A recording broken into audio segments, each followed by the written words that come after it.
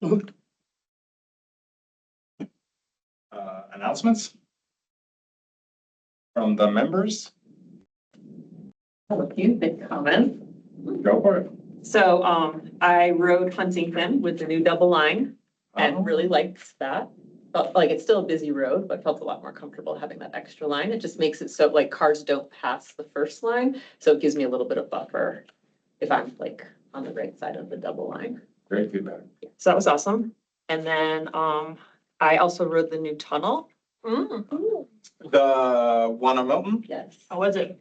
It's awesome. Yeah? It's awesome. Yay. Did you ride it during the day? I rode it Tuesday, yeah. During the day. Okay. Yeah.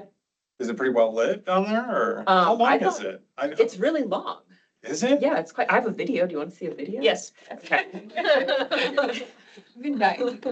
There are two levels of lighting. When I went through it with dedication, half the lights were on. But Okay. It's obvious that they could turn on the other half as well. Yeah, so I guess my only feedback, so here's video. It's 59 seconds long, so it's, Wow, it is. It's but I did the whole roundabout. So I think I cut the video, but like at the very beginning, there's some posts that are a little bit close together for bikes. That would be my only feedback.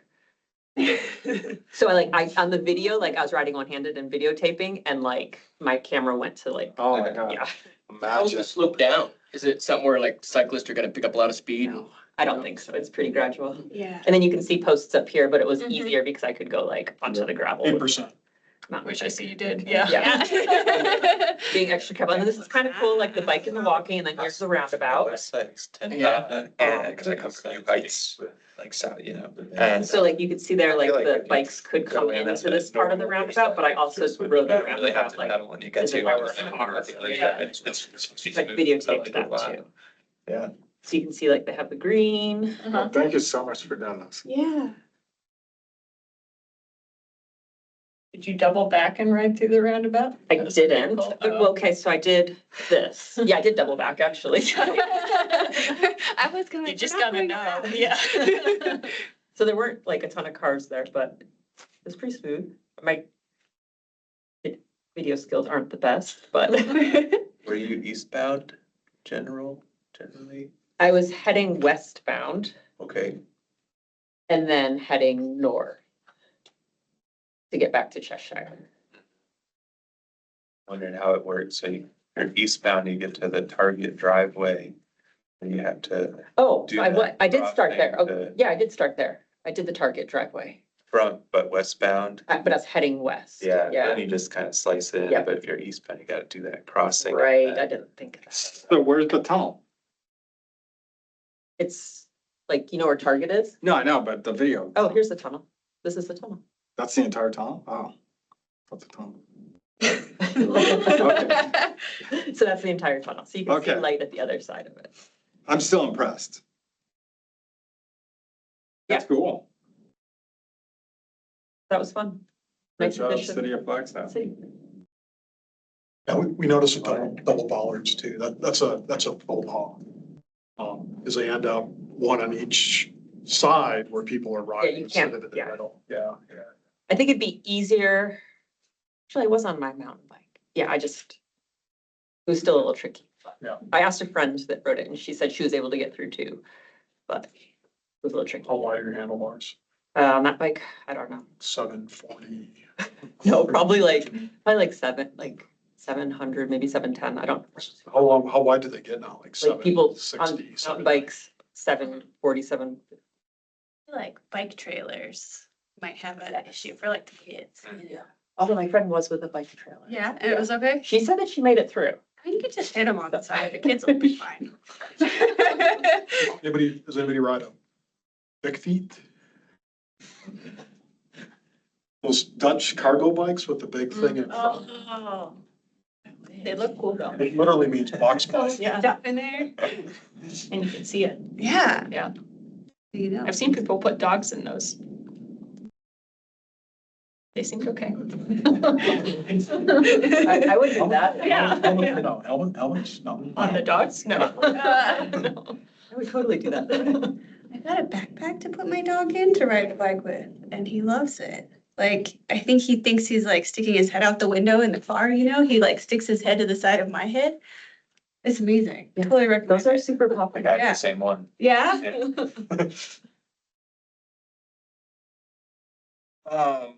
Any other announcements? You said you had a few. Well, I mean, I went to Park City too, spent 10 days Okay. there. Yep. Park City is considered a gold community. I think they have different priorities. They focus a lot on their bike paths being for recreation, and they're fantastic for recreation. Like there's a map and it's color coded for different routes that you can take. And then on the actual bike path, they have like painted circles, so you can follow the blue route and do that. You can follow the green route and do that. They do have the nice signs that say like how long it will take you approximately to bike to different locations. So that was all great. And I like my favorite thing is like the tunnels and the bridges everywhere. So like it keeps you away from the cars at those kind of high where there's a lot of traffic. That said, it's not perfect. Like, so I did get on rented their bike share and took that from like one shopping center trying to go to the grocery store. And like the safest way to do it was kind of like a roundabout, not super direct way, but was still able to do it relatively safe. But yeah, not perfect. But the tunnels and bridges, I think, is what makes it the gold community for sure. And then I think like a lot of their infrastructure isn't super fancy either. So like I do have video footage of one of their tunnels and it's like this really, really narrow tunnel, which they have to have like mirrors on, but it like does the purpose of getting you under I-80, which is wonderful. And it gives you credit towards that gold standard. Probably. I mean, that's like original infrastructure from 20 years ago. Oh, wow. So it's not like new, but yeah, I have video footage of that too. And it's pretty, I made a whole BAC file. I hear That's stuff smart. like that and I'm like, what about the snow? They have more snow than we do. Do they have just like tiny sweepers that get the bike paths? that go Yeah, in so these tiny I tunnels? would say a few things just from when I lived there. They do have less trees, so they get more sunlight on the road. So the snow does melt faster, which helps. And then some of the bike paths that aren't paved, they actually groom them for cross-country skiing.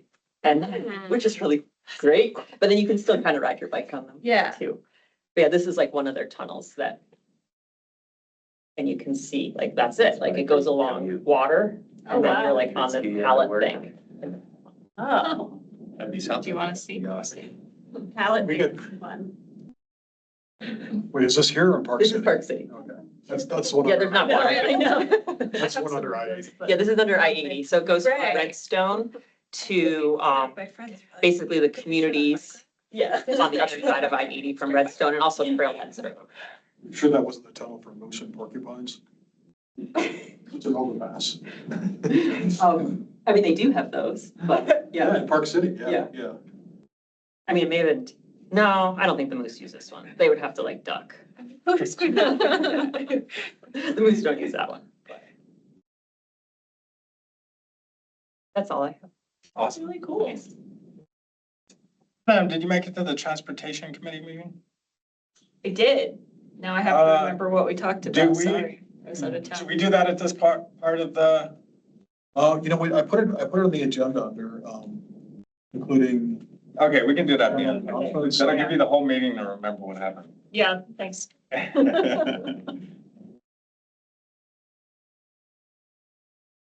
Any public comments?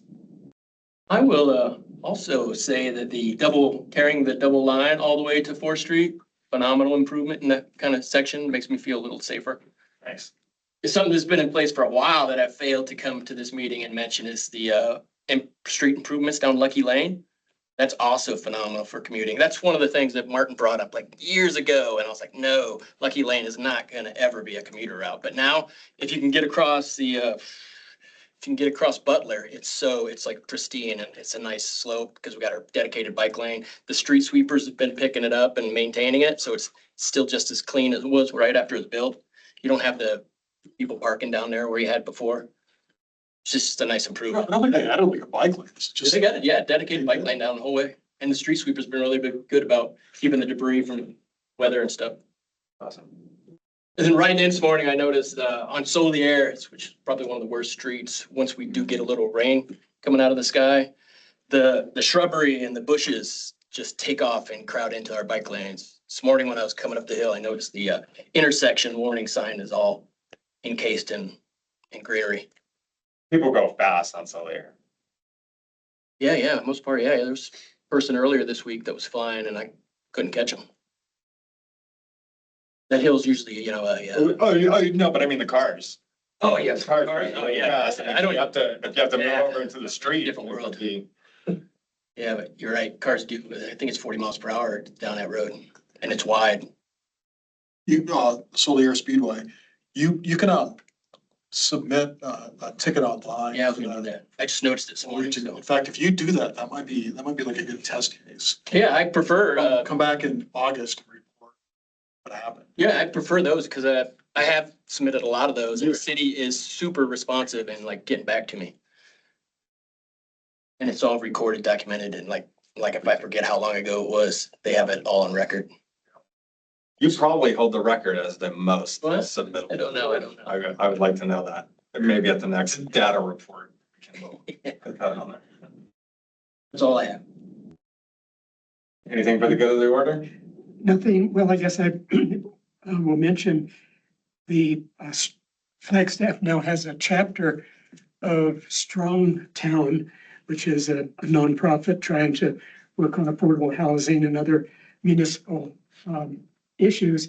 And there's a subcommittee of Strong Town called Bike Street. And they have a group of about 6 or 8 bicyclists that are working on a user-friendly bicycle map for Flagstaff. And they're using mapping techniques to find out what are the comfortable bike routes through the town for people that aren't willing to get out on the motorways. So, yeah, I don't know what timeline they have on that, but they're actively scouting out the streets and making a user-friendly map. Are you- Mapping technology. Are you on that subcommittee? I've attended a couple of meetings. Well, let them know that they're invited to come here and talk to us about I what they're will doing. extend that invitation. That's very kind. And At some point, if they have something to, share or report out on. Yeah, we can put them on the agenda. I put them in touch with you, Martin, because I also got contacted by those people. Yeah. I think they just sent you a generic email, maybe the two of you, I forget. Yeah, all 3 of us were out there. Yeah. Okay, yeah. their whole purpose for existing is to share with this group and make improvements in our biking. Let's build the army.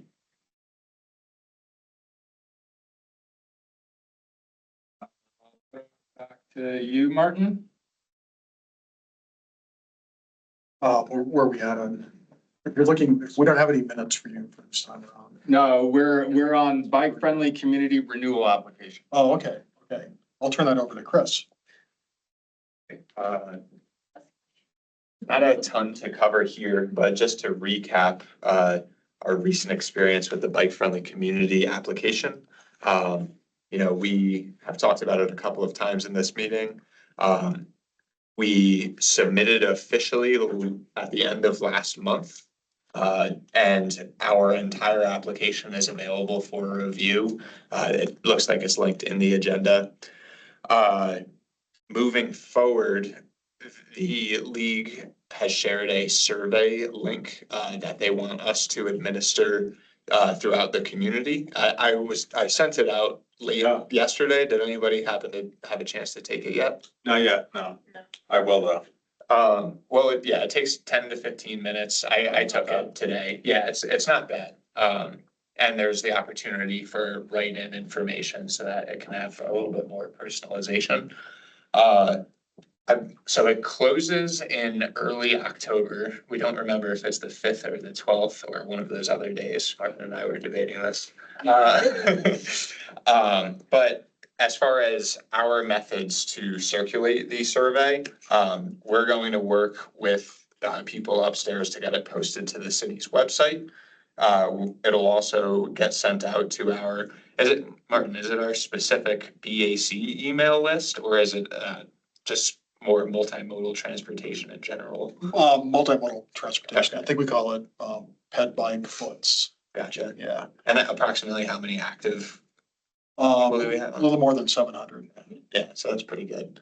We'll also look to get in touch with FBO. They probably Sent actually it have to been. them. Yeah, okay. You sent it to them? I sent it to them. Great. I can, but if you want to get follow up on it, that wouldn't hurt. Sure, yeah, that would be great.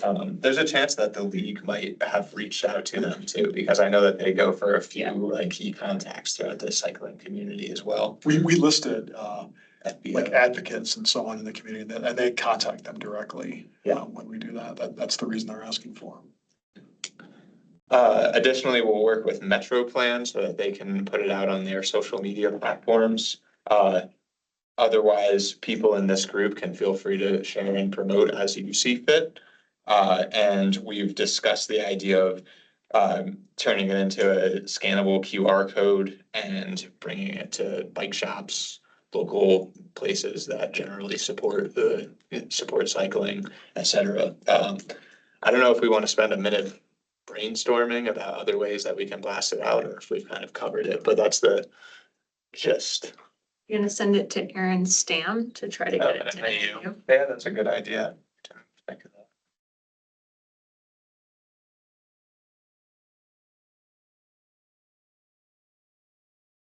I don't know any of the like student biking club people at the moment, but Aaron you might be able to find their like faculty sponsors, which they should have. Could try that too. Okay, yeah, we'll talk with Erin and see what her ideas are. Yeah. Yeah. That triggers two other thoughts. One is, Dr. Spence's group, the Strong Towns, we can share it with them. And then, oh shoot, I just lost it. There was another group that, Was it the not the Flyers, that Adam Shimoni was involved with.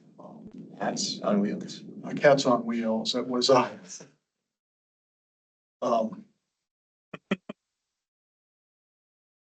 just had it.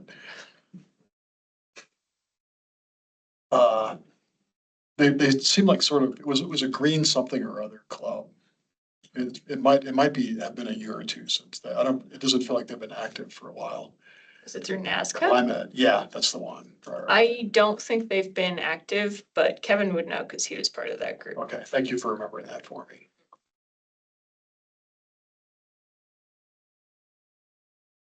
Excellent job on the application. I know that was a lot of work. Yeah, no, it was, but we got great input from you all, and we had a lot of help outside of, the three of us for sure. A lot of different city departments ended up getting involved. Metro Plan was huge in their contribution. So yeah, we're excited about it and intend to hear back in December. That was the expectation that was set. With a new report card, with ways that we can improve. Always nice to get that feedback. Your discussion from last month was helpful when we got to that part of the application. I recall in years past, you get to that part and they want you to list 3 reasons why that you should be bike friendly. Like you've been going through this data for months and your mind is fried, like I can't even think of. So having that was very helpful, just like we were just referred to it directly. Are there any dollars earmarked for a big pizza party when we get that?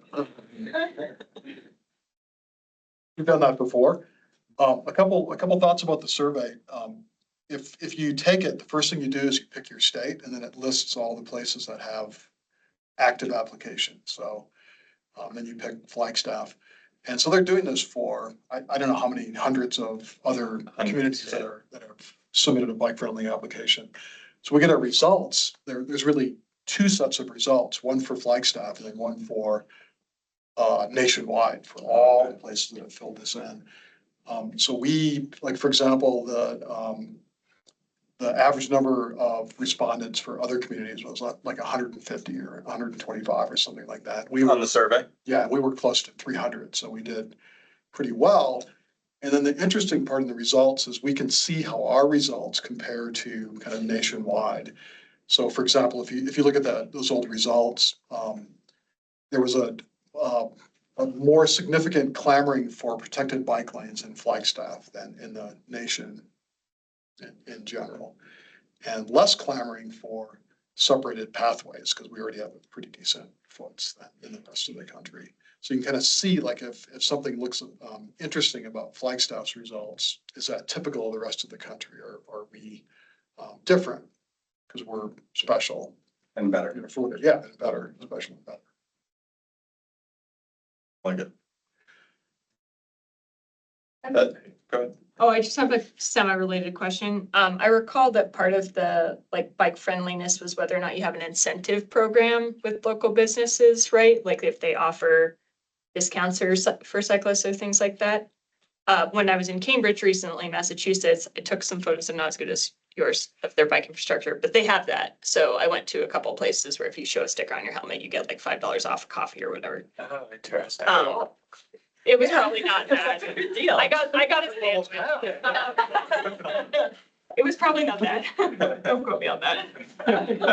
Free But- coffee. You know, It was a $12 cup of coffee. yeah, exactly. Do you know if Flagstaff's ever had anything like that? Are you aware? Only the stuff during Bike to Work Week. Yeah, not like Yeah. a standing year-round program. I think the person to approach about that would be Kim as part of trouble demand management with Metro Plan. That falls into that category. Those are incentives to get people to be more interested in biking. So I'm curious, is it, because what it kind of sounds like you're describing is the bike-friendly business Yeah, I think side. it's that.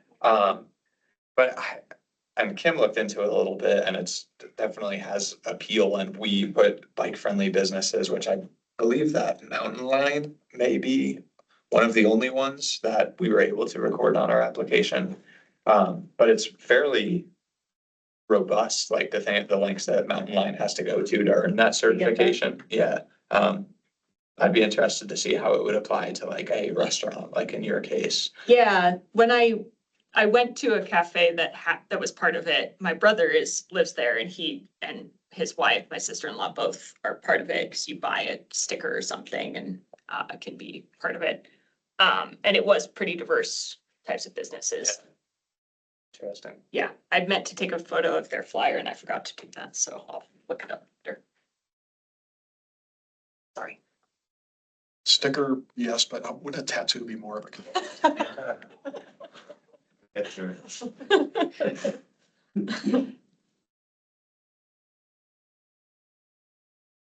That's about all I have on our bike friendly community application. If there's nothing else, What's the timeline? to hear back is December. Okay. December, yep, and to fill out the application early October. Okay. Yep, so we'll be promoting it from now till then. Only 3 more meetings, believe it or not. We have plenty of time to plan the pizza party. Yes. One more thing at the very bottom of that list of the links, there was the one for People for Bike City Ratings. Are you familiar with that? Generally, it's not. The latest results just came out in the last couple of weeks. That's not something that we fill out. They just collect data that they have kind of universal access to, and make assessments. A couple of years ago, they gave us kind of a heads up before the ratings were going to come out and gave us some time to improve the information on the different sources that they draw from, principally OpenStreetMap. So we made, and then, if you improve the information, then you get at least a more accurate score. Honestly, I think we improved the information and our score went down as a result. But The algorithm just kind of. OpenStreetMap is fairly universal as a source of information. And the better it is, there's probably some benefit to that. So I've not done a lot of checking on this round, but we can look into that to see if, what our information looks like. That would be like a good student volunteer project, I think at some point, if they wanted to update that.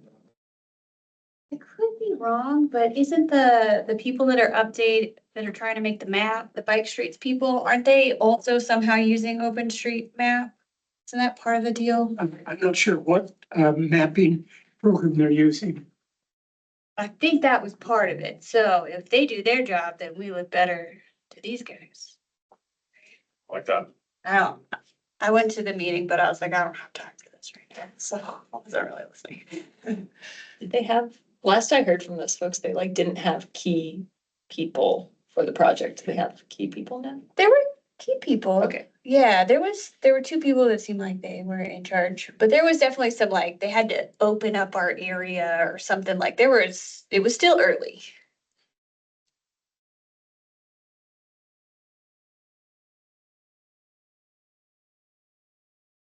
It's a good thought, Val.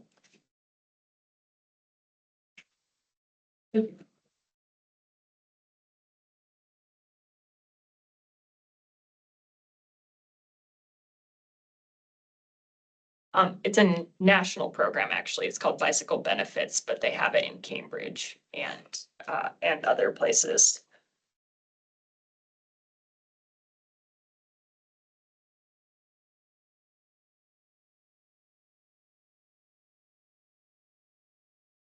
Crash data.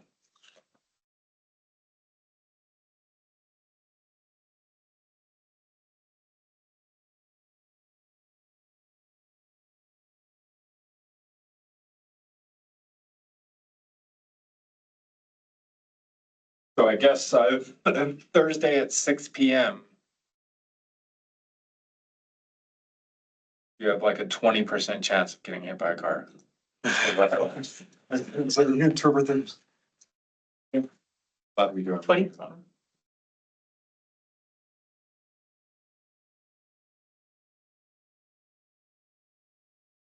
Yeah, that was cool that that data came out just in time for our.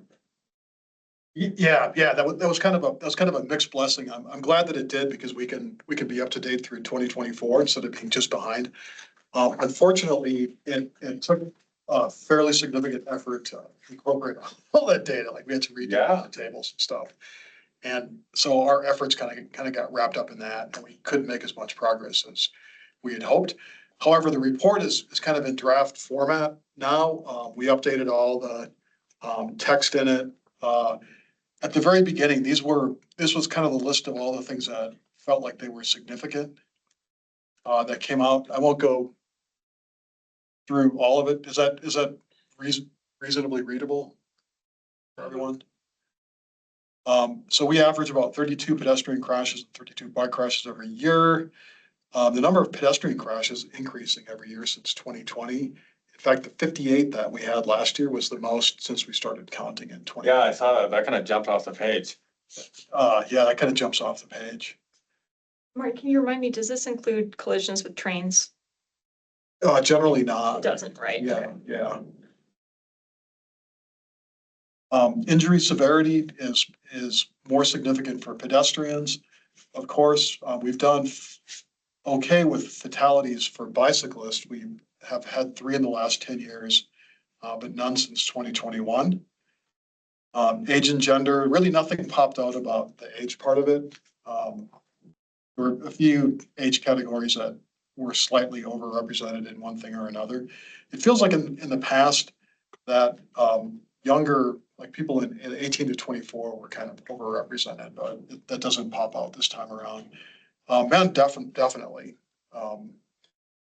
In both pedestrian crashes and bike crashes, men are at 2/3 of pedestrian crashes and 3/4 of bike crashes. And the interesting thing about head crashes is that if you look at census data, women are more likely to walk to work than men.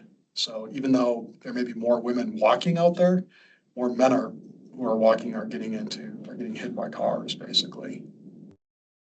I don't know what that says about anything. Really, it's just kind of. We would have to look at statistics on fault. On what? On fault. Was Maybe, the bicyclist's fault and were they a man? Yeah. Geography, I think the kind of the big takeaway is that there's a lot of bike crashes in the central area. It's interesting to me because I think of the central area as being kind of ped-centric, like that we have a lot of walking trips, but pedestrian crashes are actually kind of evenly split between the central area and the other parts of Flagstaff. So fewer people are walking in the other parts of Flagstaff, but it is probably more dangerous for them. Like on a rate basis, they're probably more at risk. We do track statistics on our 4 low-income target neighborhoods. And 24% of ped crashes, 29% of bike crashes occur in those 4 neighborhoods. That's way higher than the number of vehicle crashes, which is like, I think around 15 or 19%. Sunnyside used to jump out as kind of a hotspot for ped crashes. 4th Street still does, definitely, for pedestrian crashes. Locations I'll go into in a bit. We did a little bit more analysis. Another, kind of significant one, 40% of pedestrian crashes occur at night or in darkness. So that's one where we kind of want to look more in detail at locations. Time and season tend to have peaks in September, October, November. Bike crashes spike in September. I did kind of a quick and dirty to look at where September and October crashes are happening, thinking that there might be more of a concentration around NAU, but it didn't jump out. And the reality is that bike crashes are already kind of concentrated in that central area. So if the reason that September and October are high crash months is because the students are back, it wasn't obvious geographically from that, but it doesn't prevent us from still making that assumption. And you think about Flagstaff being a 4-season town, summer is really the time when tourists are here, and fall is the time when students are back on campus and active. So that really kind of tracks. Somewhere around 3/4 of crashes, both ped and bike, are related to junctions. Junctions include street intersections, driveways and alleys, and interchanges. And if you look at those tables in more detail, alleys and driveways are a more significant component of bike crashes, which again kind of tracks. And I want to say it's around 12 or 15% of bike crashes are at an alley or a driveway. We'll see more about that in a bit too when we look at right turning crashes. Most crashes happen on busy streets. I think part of that is because busy streets present more of a risk. Part of it is because that's where more pedestrians are likely to be concentrated. Very few crashes happen on your local residential streets, but pedestrians and bicyclists are so dispersed on those streets that may be more of the influence. I always bring this one up. I know we've talked about this before, but it seems important that pedestrians are at fault 41% of crashes, drivers 59%. And for bikes, it's 35% of bicyclists and 65% are drivers. So I think this is the evidence we need that bicyclists aren't always the ones who are at fault in crashes. And when we talk about, what this really means is we talk about education. I imagine I've said this before, and I apologize if I repeat myself, but if we want to educate the public so that pedestrians and bicyclists are safer, we have to do drivers and pedestrians and bicyclists. Like there's lots of crashes that are caused by drivers, so they need to be part of the effort as well. You're gonna repeat that at every meeting if you want to. Okay. We've brought it up before. This is, we've seen data from other communities. 22% of pedestrian crashes that pedestrian was impaired by alcohol. That's way higher than drivers. It's way higher than bicyclists.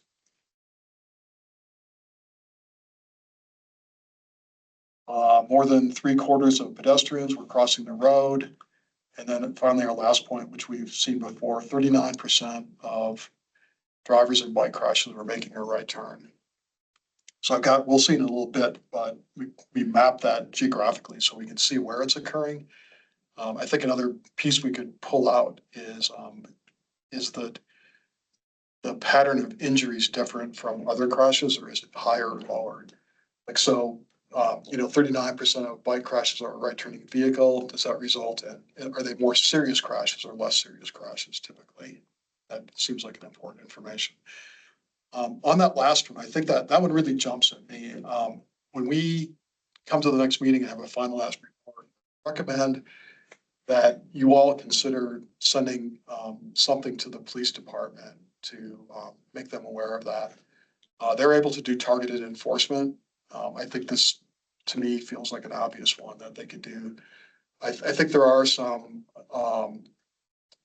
physical changes that could be made to roadways to make that less likely. That is very long term. Like, we don't have the wherewithal to change intersections to make them less likely to experience right turning crashes.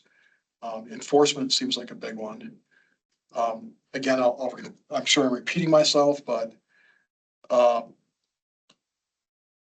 no exaggeration. I see 5 cars a day making a right turn without stopping or looking. Yeah. I mean, I'm sure everybody has the same experience, and I can tell you for my commute, it's Huntington and Fourth, Ponderosa and Route 66, San Francisco and Route 66. And for those last two, we'll look at the crash maps. It's a problem. Right turning vehicles are a problem for cyclists when you know they don't make a stop. They're not looking. And I'm making an assumption here that drivers are going to be the ones at fault when we have right turning crashes and they hit a pedestrian or a bike. That it probably isn't that simple, but I would think that in a lot of cases it is. It is that simple. Wait, in that crashes over time, you said 58 pedestrian crashes and highest yearly total, but it says first tracked in 2021. That's not right, is Oh, it? it's 2001. Yeah, okay, Yeah, just yeah. catching Thank that you. real fast, yeah. Good catch. Okay, so here's a map depicting where we have high crash segments and intersections. And to be on this list, you had to have at least 3 pedestrian crashes. Sorry, 4 pedestrian crashes in the past 10 years. So you can see some of these kind of form corridors, some are kind of standalone. Like I look at the intersection of Lake Mary and Beulah, and it has 7. We can see the intersection of Route 66 in San Francisco had 7 pedestrian crashes. I believe that is Reardon and Milton had 7 pedestrian crashes. There you can see kind of that 4th Street. Lockett was kind of an interesting one to me. I don't think that I don't remember that that's popped up on it. Here are bike crashes. Again, 4 or more in the last 10 years. So Milton, 2 sections of Butler, the lines get really thick with 7 and 8 crashes. And then see 7 at the intersection of, really can't point with this, but that's Ponderosa and Route 66. And then again, the south end of 4th Street here with 6. And if you combine ped and bike crashes, you kind of get an idea. The other way we look at it is high injury, and Chris kind of has done a lot of work with vehicle crashes and all types of crashes on the high injury network. So we look at who was injured in crashes and where that took place. And by the time you get down to, and high injury is defined as serious injury or fatal crashes. And generally in a lot of the grant programs that we use, they're interested in fatal and serious injury crashes. They want to know where people are injured. The shorthand for that is KA. K is fatal, A is serious injury. So we call those KA crashes.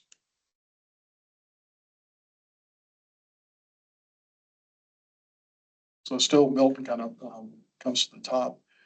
Bike crashes are interesting in 2 ways. One is that pedestrians have kind of twice the rate of crashes ending up being KA compared to bikes.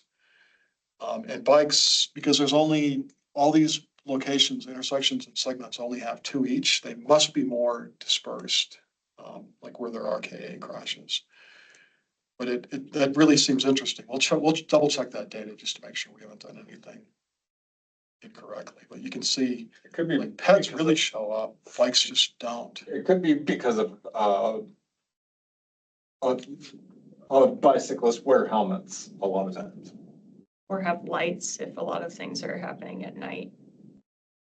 Yeah, so that maybe that results in if there are crashes, it can be less serious.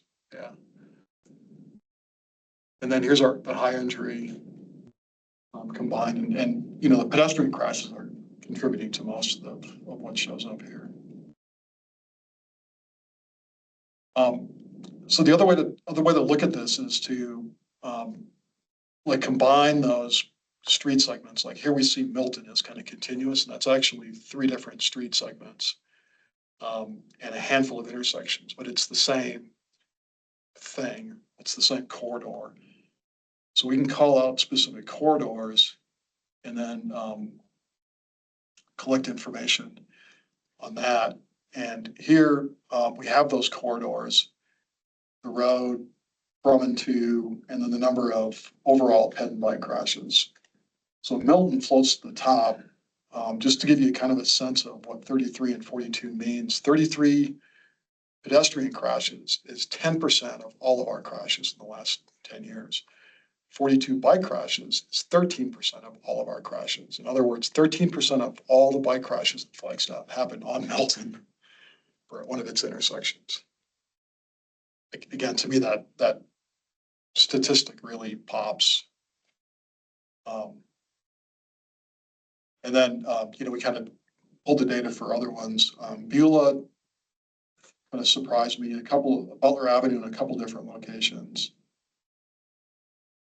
And then we can do the KA crashes as well. So here, again, there aren't as many bike high injury crashes.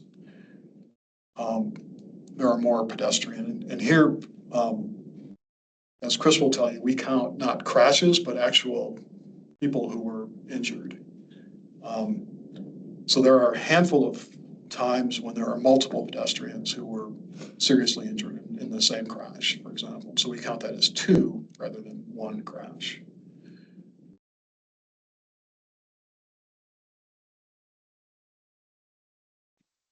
So again, Milton rises to the top. Really, pedestrian KA crashes is kind of off the charts, fewer bikes. Butler had 3 KA for bikes. That was the highest. Highway 89, which we're already working on a road safety assessment through ADOT. And we've been aware of that issue, since the last crash report. And Chris has been working with ADOT they are moving forward with that. Yeah, we actually Check in period. had some It's been really correspondence. Yeah, it has been slow, but we wanted them to study at the appropriate time of year. They wanted to do a PED. Basically, they go out and observe and count pedestrians and, the whole 9. And they wanted to do it in January. And we were like, that's probably not when you're gonna see, carry like what you actually want to, the conditions that we want assessed. So we agreed that we're going to do a, have it right here. Well, they're going to do, I want to give you exactly what it is.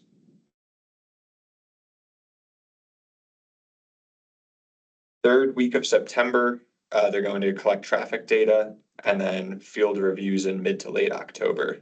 So that kind of captures, I don't know, temperature is obviously nicer, more people, it'll be busier, and that corridor has commuters every day, but it also has the traffic that, heads out to take vacations or whatever it may be up in Page, et cetera, because it's a pretty heavily used corridor. So this fall, that RSA will come to fruition. And we can use our crash data to kind of, get an idea of where things are happening or what's kind of happening. But a road safety assessment is kind of a very specific deep dive into what's going on. It includes observations, collecting a bunch of information. So it's our best way of trying to figure out what's going on and then making recommendations to, like, match that to address whatever issues come up.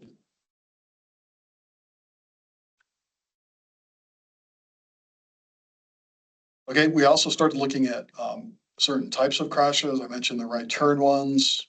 We'll see the maps. I said we mapped the fall ones, but it didn't seem very revealing. We'll look at the other ones too, if there are any patterns geographically.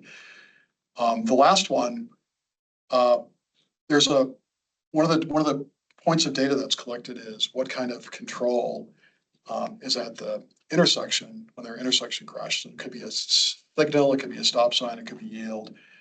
But one that came up alarmingly frequently was pedestrian hybrid beacon, which is, I think, is a new category because they're kind of a new facility. And it's my sense, I kind of dug into it a little bit, but it's my sense that it's been miscoded in a lot of pedestrian crashes. Like, I think it said we had 15 pedestrian crashes at pedestrian hybrid beacons, but I think if we look at it geographically, they won't actually be at locations where we have pedestrian hybrid beacons. But it feels like we ought to take a look at that anyway. And then, kind of having that data of at our rapid flashing beacons and our pedestrian hybrid beacons are like, what are we seeing in the way of crashes? It shouldn't be alarming if there are crashes there because we're attracting pedestrians in those locations. Like there are going to be more pedestrians because we provided a crossing. So that just on an exposure basis, that means that we're going to have crashes, but we should check just to have that information. If there's anything common about the crashes, if they're turning vehicles or something, that's useful to know as well. So I'm going to show you a couple different ways to show right turning crashes. Here's kind of a heat map version, blue to red, with like little dots that show where the actual crashes are. So you can kind of an idea. Here's the other way of doing it. So 3 or more right turning crashes. So 4 of these, the circles are intersections. Where we have right turning crashes and it's kind of a street segment, what it tells me is that it may be like driveways and alleys instead of occurring at an intersection. And I think there's one along Butler is going to come down to where the Arizona Trail crosses the driveway to Sam's Club right by now. Anybody familiar with that? I rode that Tuesday and I actually had a little bit of an experience there. It wasn't a right turn one. I had one of those someplace else, but I was actually on the sidewalk, which I think I would have been okay if I was in the bike lane, but there was a car that was making a right turn into whatever was there and a big truck behind it that didn't notice that they were turning right in there. And all of a sudden I heard like this giant truck doing like screeching brakes and like he didn't merge into the bike lane, but it was kind of scary because I was like right next to that on the sidewalk. And I would have, like, if I'd been in the bike lane and if he did like try to miss the car there. So yeah, that's a sketchy area for sure. Yeah. And I'm fairly certain that's where most of those crashes that show up here are happening. But there is a development proposal for that vacant land, kind of right off Butler there, through which we're looking at some options for realigning the Arizona Trail. It's going to go, the Arizona Trail is going to go through a commercial area. But we should at least avoid that driveway from Butler into Sam's Club. So maybe at some point that'll be the fix to it. We just move the Arizona Trail off of that intersection.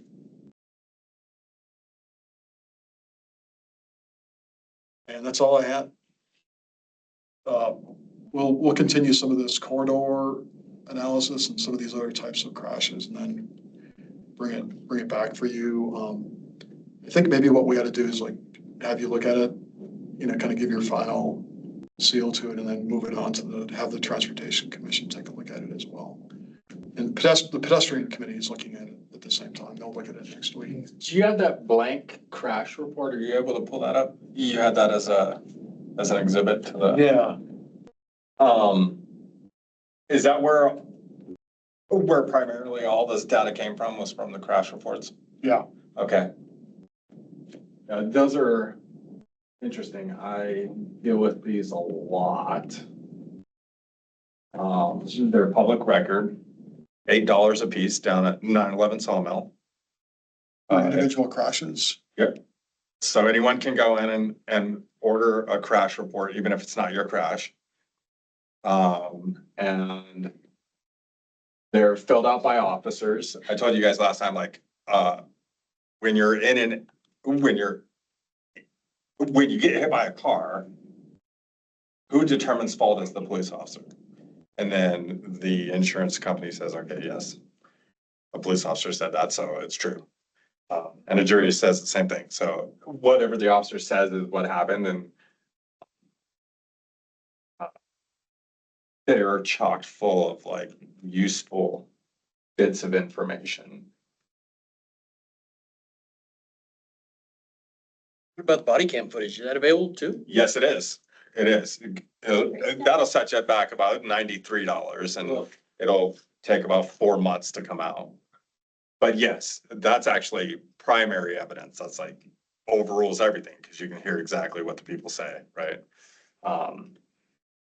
Yeah, this is exactly what you asked for. This is the manual that ADOT publishes for filling it out. Oh, nice. And then here's the Okay, actual, here's the actual report. And this is, both of these are done electronically now. So this says traffic unit number, and there's 2 blocks right here.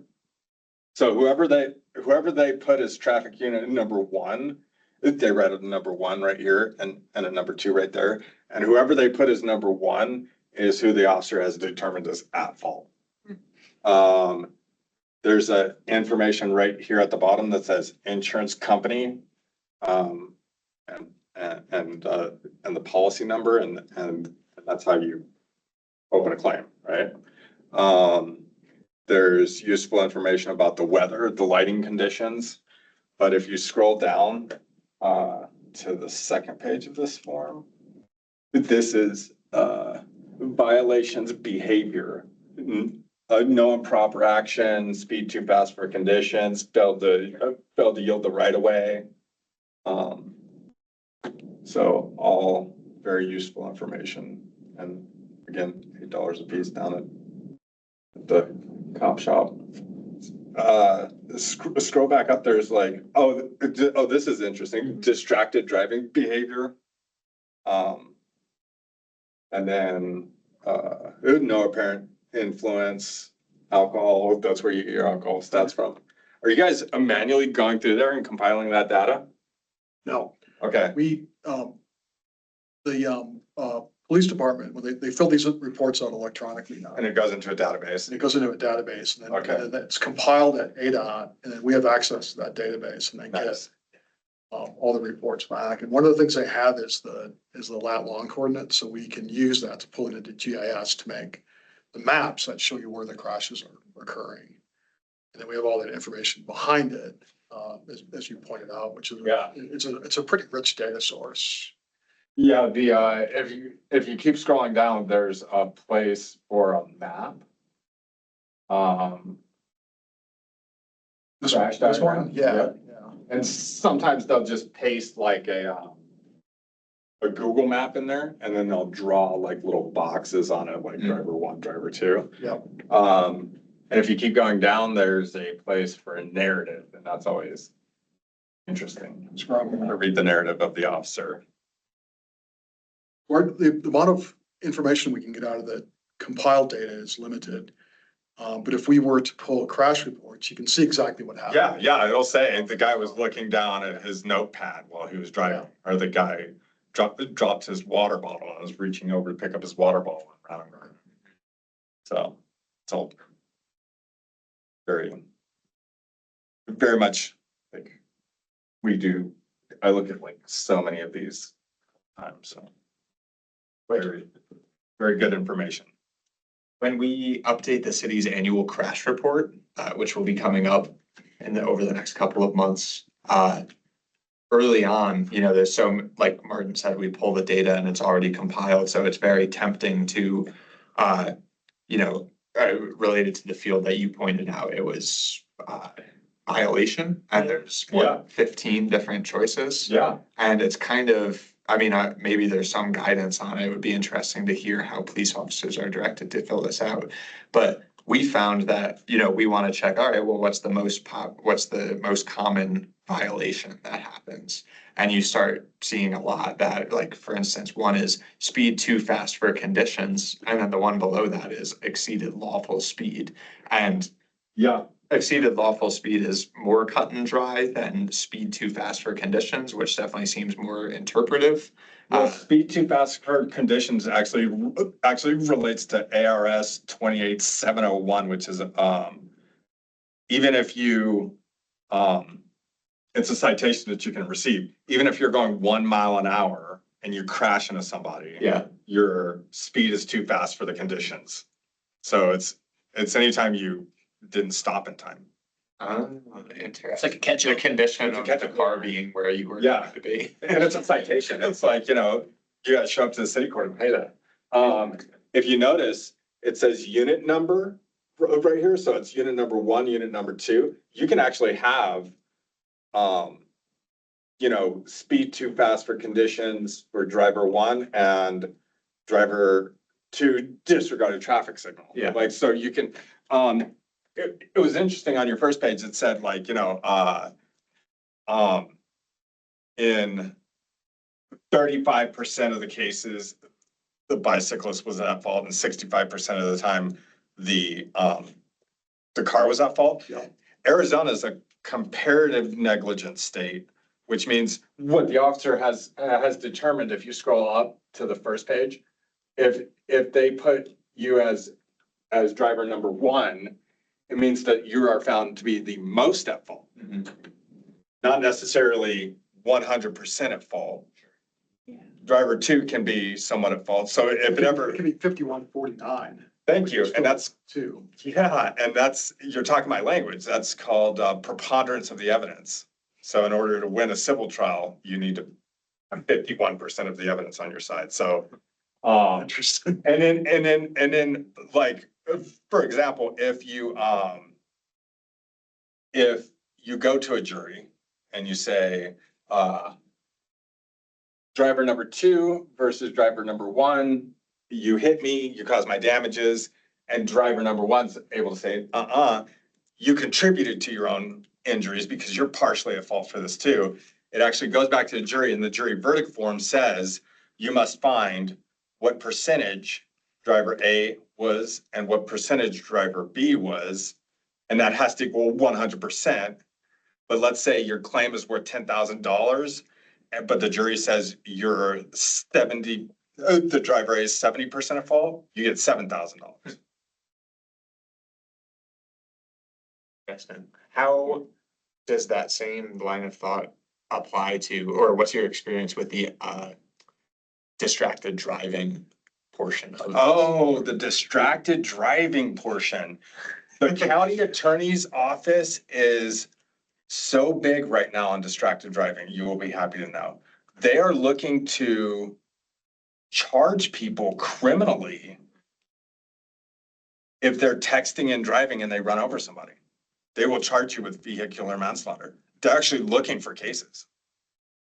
They're actively trying to find out if people are being distracted and driving. It's like a big push for them right now.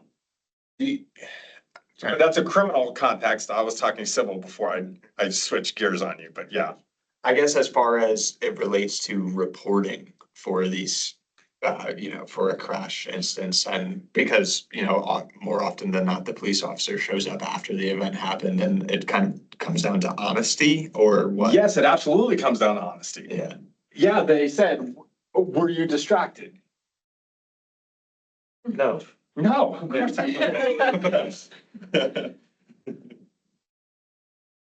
Yeah, so it definitely comes down to honesty. They don't look at your phone or look at the driver's phone to see if. Very interesting, I have I have a non-iPhone.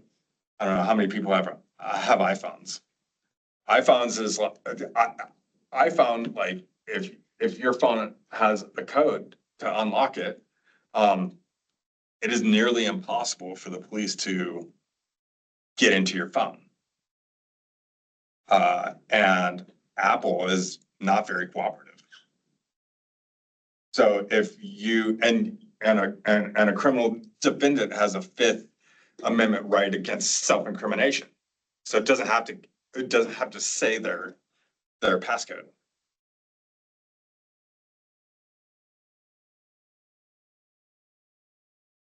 I feel like there's so much psychology in this like stupid form that I didn't realize. And all data is only as good as the information it comes from. But I mean, like when you see a long list of 20 things, our little lizard brains get tired reading a list. You're more likely to check things at the top of a list and at the very bottom of the list than the ones in the middle. Like on ballots, election ballots, the person who's listed first tends to get picked. There's a slightly more likelihood that they'll get picked first just because you're like, okay, cool, top of the list. So, just making sure all of the appropriate boxes are checked. You might be like, okay, exceeding speed limit, but like forget to check cross median because you got tired of looking through the list, Well, and plus like the way that your mind works when you've looked at a form so many times is that like, if I had to fill this out, I would like, I've checked this box hundreds and hundreds of times, but I have never checked this box. Do not use crosswalk. Like I've never seen a police report that has that checked. Yeah. And I'm sure that some of the car accidents, I'd have to go back and look, but some of the car accidents that I've dealt with, the person was not using a crosswalk. But it's like one of those things where like you just never look at it because like, the boxes that you usually check and you like, you go to it. It's even interesting, like if you scroll up at the very top of this form, there's a place where it says, You're at the first page? yeah, and it's a little confusing because it's like a cross-reference thing where it says injury severity, no injury, possible injury, suspected minor injury, suspected serious injury, fatal injury, unknown, right? Or not reported. But then you got to scroll down the form to see where, stop there. It says traffic unit number 2. Where is it on here? Injury severity. So you put the number in there, whether it's 0, no injury, 1, like, but like a lot of times that'll say like that there's no injury, but then you watch the body cam and the guy's like, you know what I'm saying? But it's like, I think you get into like a routine of just always putting like a certain number there and. Yeah, it's a pretty dense form. Yes, it is. It It is. is for anybody. There's a lot of information on this form. There's a lot of information. And that's why it's like, you think about it from an officer's perspective, and I tell clients this all the time. People don't become police officers and say, I can't wait to respond to crashes and write police reports about it. Like they become police officers to catch the bad guy, right? And this is like a part of their job that I'm sure if you were to list the top 10 things that they enjoy about their job, it's not reporting to car accident cases, but it's like extremely important. It like affects the outcome of like all of these, like, Yeah, it informs a lot of the decisions that we Your make. case with the insurance. absolutely, absolutely. Really them just being like, I can't wait to go home. Yeah, yeah, exactly. And then, And if there's a fatality, there's an entire separate form that they have to fill out. oh gosh. If a school bus is involved, there's an entirely separate form that they have to fill out. Yeah, and then they have to send this on to ADOT. ADOT goes through their checks. I mean, it used to be that 2 to 3 days after a car accident, this report would be finished, and now it's like weeks.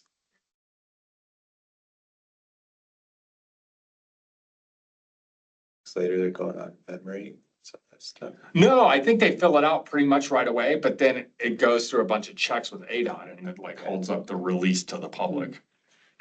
And before it was digitized. Before it was, you were able to do it on a pad. It was done by hand, and so ADOT was coding it from paper records, basically, and that Yeah. it took a long time. Now we get, the data is much more up to date, right? It still takes weeks and months, but it used to be more than, almost. Oh, yeah. a year. Absolutely. Yeah. And that, you mentioned that unit number 1 and unit number 2, that's where we get that piece of information that 41% of pedestrians, 59% of drivers, that's 1 Yeah. and 2. Yep. And bikes as well. And there's never 2 number 1s. No, There's always 1 and a 2. yeah, and that's the thing is that the officer is being asked to make that judgment call. And I'd be interested to survey officers about how much stock they put in their own, like if it's a close call, if they're even like, but for the most part, it's pretty obvious. Like if someone rear ends another person, whose fault that is, but there are some times when it's like an officer is showing up to the scene and it's like, I don't know what happened here. I don't know. Yeah, and they're also making a snap judgment. They're making a snap Based- judgment. Based on the information they get kind of at that moment from the Yeah. people who were involved. And I'll say the vast majority of the time, they get it right. Or at least from what I'm seeing. And then there are times that they don't. And then the other thing is they'll take a phone call. You can call them and be like, hey, do you remember this one? They're like, no, that was like 10 a.m. on a Wednesday, like a year ago. I don't remember this. Guy in a blue shirt. Yeah, exactly. You remember there's a lot of blood? The other interesting thing and kind of movements to add information or improve how information is collected on these crash forms has been discussed for 30 years, 40 years, 50 years, because it's such valuable information. To have it filled out accurately is really important, Yeah. both to individual cases that you deal with, as well as to when the data is aggregated and we Well, make reports on. yeah, the crash report data is like so helpful. Yeah. The city for informing your decisions and. One thing, here's on the unit, your options for what kind of unit is driver, pedestrian, driverless, or pedal cycle. Driverless can be a parked car, right? That is part of the crash, is one of the units. We've had at least, I think, 1 serious injury and 1 fatality of people on scooters in the last couple of years. Those crashes are in the report. I could find them. I couldn't find anything in that information that distinguished that it was a scooter, because they're classified as pedestrians. Yeah. And Well, I wonder if that will change. Well, there's These Almost. reports do change. there's almost a little bit of room to be able to put 2 extra check boxes there. Yeah. Scooter and wheelchair. I mean, I think that information will be important and useful and. But I'm sure, like, if I was an officer and they came out with like a new version of the form and they're like, oh, and we put 20 new check boxes on this Yeah. for you, I'd be like, Well, just I the whole section on distracted driving is new. Last handful of years, that didn't used to be there. Is that because the law changed? Maybe, do you know, Daniel? I don't know when that took place. This No one. texting and driving laws have to be new, right? Newish. Newish, yeah. I mean, 2002 is when people really blew up on texting, right? Yeah, distracted driving is like a relatively recent cultural phenomenon. Yeah. I think that's when the vast majority of the public started Smartphone adoption smartphoning it up. Yeah. or even just cell phone. 9 key. Yeah. I got my son a flip phone. He hates it so much. Because it's so long to send a text. He's like, you're 12, dude. Start somewhere. I got a question, Daniel. if we go with the shared bike program, the bicycles that we have in the program are gonna have telematics on them, tracking devices. Is that information that could be used for better analysis of accidents? Since it's not their private phone, it's like a shared. Can we? Yeah, develop that, do you I think? would be interested in that data. Unfortunately, probably the only way to do it is to file a lawsuit and subpoena them. Yeah, but at this point, the city could write in the terms of the agreement, say when it comes to accident and crash data, you're gonna share that information with us, right? Yeah. Great idea. Somebody write that down. That's a great idea. I like that. Yeah, because we're still piecing that together. They have to turn that over to the personal injury attorney.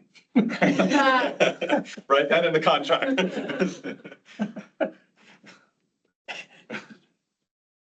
Annual or approved. Yeah, exactly. Designate, Yeah. assigned it. Turn over specifically to the paralegal at SB Watkins.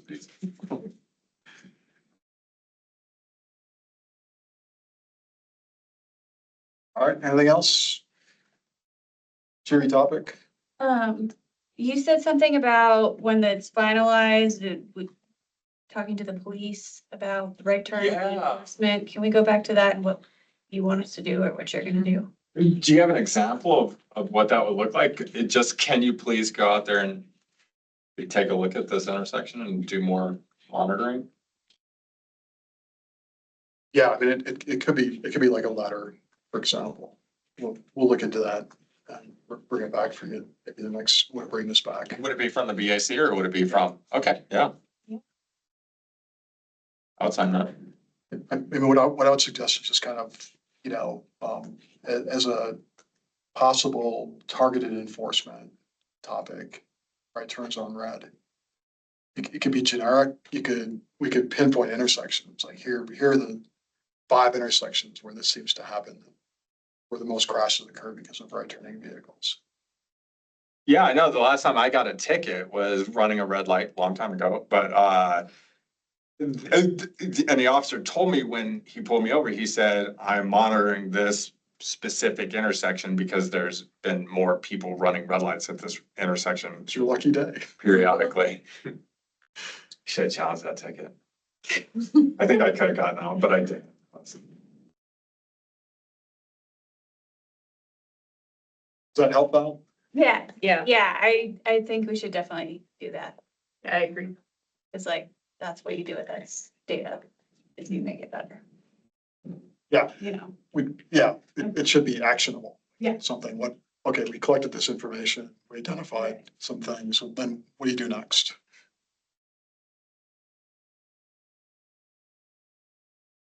next agenda.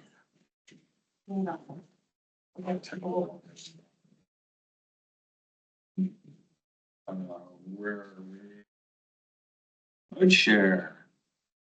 So I don't have anything for the next couple of items. Okay.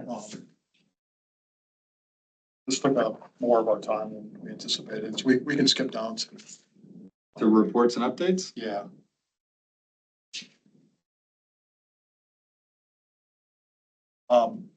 So Jen already reported on the Milton University tunnel. And we have video evidence. Schweitzer Canyon Foots Trail, does everybody know where that one is generally? We'll connect from the roundabout at Schweitzer Canyon and Turquoise to the end of Terrace, kind of around the east and south side of Cherry Hill. Nice. That project was bid, we received bids, it was, the winning bid was approved by council in June, they're gonna start in August. Cool. And does that connect to the new Lone Tree overpass? Not yet, I mean, but that's the goal. we're working on a separate project that would connect to the overpass, that would connect to this trail, yes. This trail will be a crucial part of that. There's some significant grade. Chris has a project with an engineer to kind of study how we might, go up that, what the grades would look like going up that hill. Would it be helpful to look at it briefly? Yes, that would be helpful.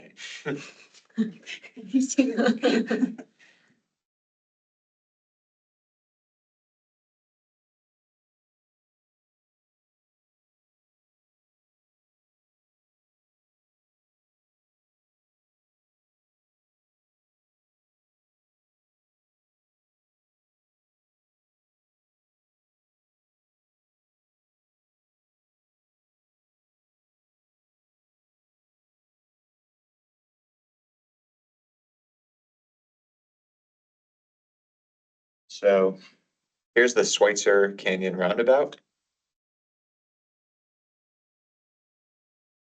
Is it here, Martin, that it comes uphill? Yeah, you can see the thick white line is the start of a trail, and when it turns red is where it goes up the hill. You can almost see that line. Oh, yeah.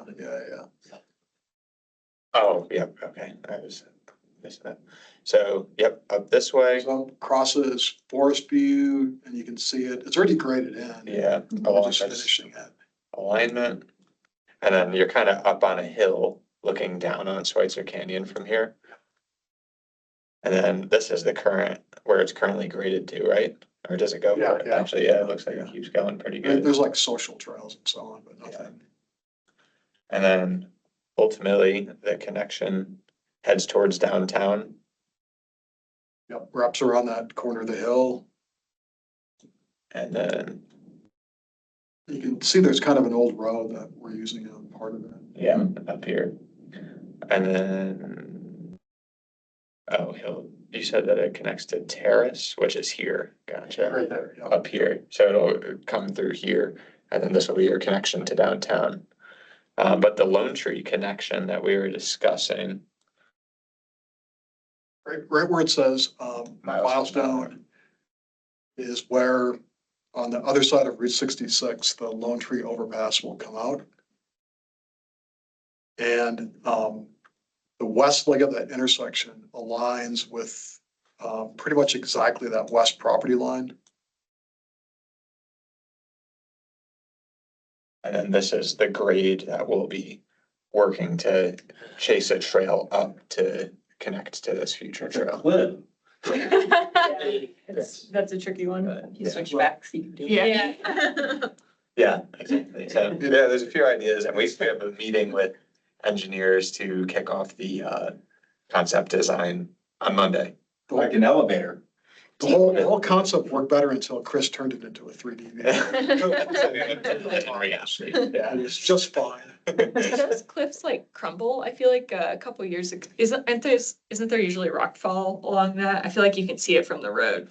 I wouldn't be surprised if left unmaintained, that would Yeah. definitely happen over time. Yeah. Yeah. It's not hard rock to excavate. Yeah. You can cut into it pretty readily. What are the businesses there? I mean, I know it says some of them. That is an old gas station where it says Milestone Auto Repair. And that may be there. My recollection is that's been vacant The one for a with the time. big parking lot is Noble Herb, and then there's those like trading posts and yeah. So that's still east of like Absolute Bike and stuff. Okay. Yeah. Yeah. Yes, exactly. So, Does the city own that property already that we're talking about, the trail? Up on top of the cliff we do, Yeah. yes. You got it on the property. Yep. Yeah, they're starting construction soon. Yeah, which is great. That'll be our next foot trail in the city. So our path would be right where that row of cars was parked and the pallet, Mhm. like kind of straight back. And if that line connects directly with the west leg of the Lone Tree overpass. Yeah, part of the concept plans are to identify the easement that needs to be acquired across this property for the trail.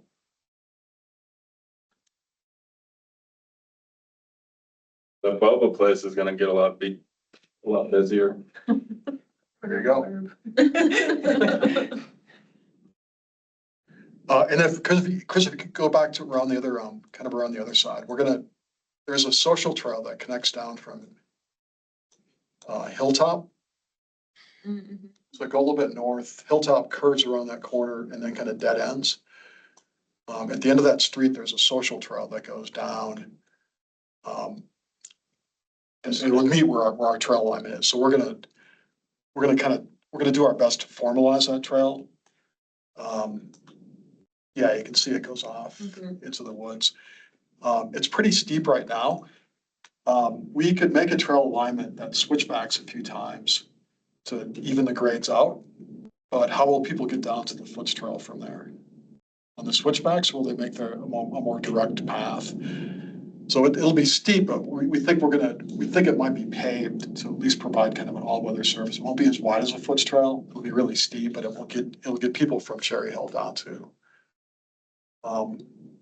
that trail. When this trail was in development, we walked a bunch trying to figure out a way to get down to Fry's from this trail. Could not figure it out. That is one heck of a drop. Hmm. You can see that red line behind all those businesses is a cliff, basically, even bigger than the one that we're trying to deal with. Geography, man. You know, I'm from the Midwest. I'm still not used to dealing with topography. What do you mean a hill? You could do like a gondola. We've talked about that at length. Yeah. I mean, really, the primary function of that connection down to Fry's was for people in Cherry Hill Yeah. to access the Starbucks and Fry's on a Sunday morning. Yeah. Which I'm not saying disparaging. That's a lovely purpose. Grocery shopping, exactly. There are actually, you can find where people go, make that, like walk down that hillside. Of course people do. Stairs. Think about stairs. That's probably more practical. I grew up in that neighborhood and kids took it down all the time. My brother and I took it down. I went to Fry's. Or like a funicular, isn't that like the little things that go up the hill? Yeah. This gets back to the Galena conversation. Galena is a really hilly city. Like they have a funicular, for example. I don't remember that, but It might be Probably Dubuque true. it might be Dubuque that had that. Galena's kind Oh. of small. Dubuque might have had my it. husband grew up in Dubuque. I'll have to ask him. Yeah. Yeah. All right. Okay, Where's the asphalt? Have we bought a bunch of asphalt yet? for number C? Yeah. Yes, we have. That project actually started on Monday, I think, with the Fort Valley Trail. So we're trying to coordinate, getting the word out, because when trails are getting redone, they're gonna be closed. So we just want to get the word out to the public. Hopefully that it'll, all progress and be done before the, sometime in the fall. We're starting with Fort Valley because it serves Sechrist and we want to get it done before school's back in session. Micromobility share? I was thinking more about the grants, wasn't mentally prepared for micromobility. It's good. What's going on with it? Well, so we haven't gone back to council with our official staff recommendation based on our outreach period yet. Council's approaching their vacation break,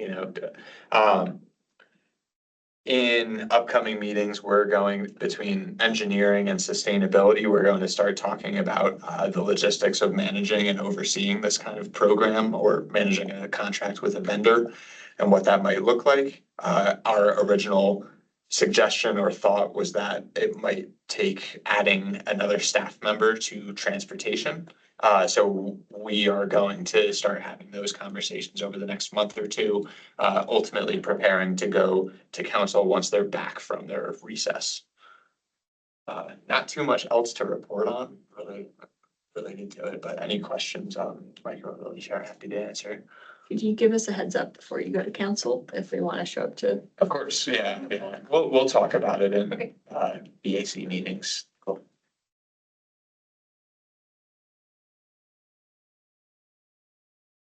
Moving down, ADOT Route 66 pavement preservation project. ADOT, I believe in the year 2027 is going to do a mill and fill project along Route 66 from Woody Mountain Road to Banning. So that's pretty much all of it. There's the part in the middle, I think that they won't do because that was redone recently, but they're going to do that whole section. In East Route 66, it was restriped a number of years ago to add a narrow shoulder along the edges. There's a couple places where the shoulder disappears, principally at right turn lanes. There appears to be room based on kind of our calculations to include a buffer between the right turn lane and the through lane in those areas. So we've asked ADOT to include that when they do the restriping. When they do the mill and fill, the road becomes a blank slate and can be restriped. So they could easily add that. In West Route 66, they did something similar, but because the road varies so much in terms of what's built, and it's 2 lanes in some places, 3 lanes, 4 lanes. There's not a consistent shoulder, and we've helped them identify places where the shoulder is inconsistent, where it can be added just by restriping, and where it would have to be added with new asphalt. It will take us to convince them to add the new asphalt, to add that shoulder. Again, you know, those shoulders along 66, the shoulders on Milton, the shoulders on Fort Valley aren't our Class A bike facilities, but they serve a purpose. They serve a function. I think if the shoulder were continuous on West Route 66, I think that would help a lot of people. Not for everybody, but I think a lot of people would find that useful. They're also looking at least the plans show so far, adding some sidewalk connections, and I've never seen ADOT actually build a sidewalk in a project, so we're not convinced that that is actually gonna happen. But we're trying to convince them in a couple places on West Route 66, in lieu of putting in a sidewalk, put in a full foot trail. And this would be on the north side of the street from Woodlands Village Boulevard to Railroad Springs generally. That would support our ultimate cross section, which is separated, an 11-foot separated bike lane and sidewalk on both sides, but at least there'd be a 2-way foot trail in the short term. Don't get your hopes up. And then we need to continue to, like that, like pedestrian crossing place, where the hot light is. Yeah. That's like, yeah. That gets even more challenging, yeah. Can they do a double line? Like, if they're redoing the striping, can they do a double line for the shoulder bike lane? That shoulder is 3 feet, that outside lane is 11 feet. There's not much room. We can ask, but like where it would leave even less than 3 feet in that shoulder. Maybe like 2.5 feet. I think that needs to be, That's worth thinking about. that needs to be a high priority with all the development at Timber Sky and Presidio. Yeah. There's a lot of new housing out there. If they're serious about building the sidewalk and we want them to make it wider and full of foot trail, we could bring money to the project if that is what it takes, if they're willing to consider that. We would do that. It feels important enough. On East Route 66, there are a couple places where they show the plans show them replacing the foot trail. And again, I'm not sure that actually is going to happen, but we'll kind of monitor that, because where it's 8 feet, they can make it 10 feet. The section between Ponderosa and Arrowhead is 8 feet and right up against the road. And if you look down that hillside, there's an old plan for a trail that was actually graded in, like you can see exactly where the trail could go, and it was landscaped. So it'd be a wider trail, be away from the roadway. And so we've asked them, instead of rebuilding that 8-foot sidewalk or the 8-foot trail that's right next to the road, let us give you some money and then do it in the place that we'd always intended. We'll see. I don't believe that a lot of it will happen, but we'll keep an eye on it. When the state builds a sidewalk, if they built the sidewalk, would they bear the responsibility of maintaining it? No. The city would take on that, right? Well, our city code is at the adjoining property. Oh, all right. So, So that's not a problem, right? Yeah.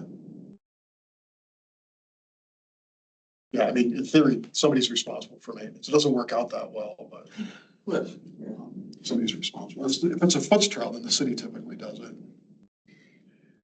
Moving on, any questions about that one? That one's fairly significant. Again, it's 2027 it's planned for. We're reviewing some of the plans now. Is there anything like online about that, or is it just secret internal? Sometimes ADOT has project pages, things like that. My guess would be no for this project, but it's worth checking.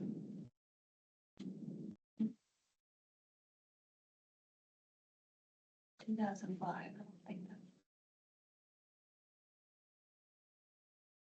that. Number F is a Caspar Lynch sidewalk and bike lane. You might pull the map back up to show what I'm talking about.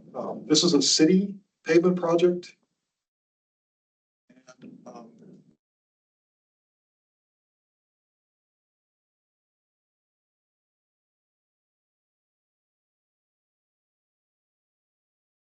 way out east. Casper and Lynch. So Lynch kind of parallels 89 from Cummings down to Caspar, kind of around that corner. Okay. So Carlton actually drew the plans for these on really short notice. But we're gonna do a couple things. We're gonna add a bike lane to Lynch, all the way down to Cummings. We're gonna continue that bike lane all the way to Caspar. So there's a bike lane already on Caspar. And if you zoom in to right where that tree is, yeah, you can see there's that edge of Lynch's doesn't have curb and gutter. They're gonna complete that curb and gutter and then stripe it for a bike lane. And then we're going to add a sidewalk connection from where that corner is over to the Foots Trail. Yeah, for like from right there over. That'd be good. I used to bike over there a lot and it's hard to get off of the street. I just like go through the dirt Mhm. to get Yeah. onto the Foots You Trail. can see there's a clear path where people go Yep, through the dirt. that's where I went. Yep. The reason we want to pave it is because there's a gentleman that lives right across the street there who uses a wheelchair.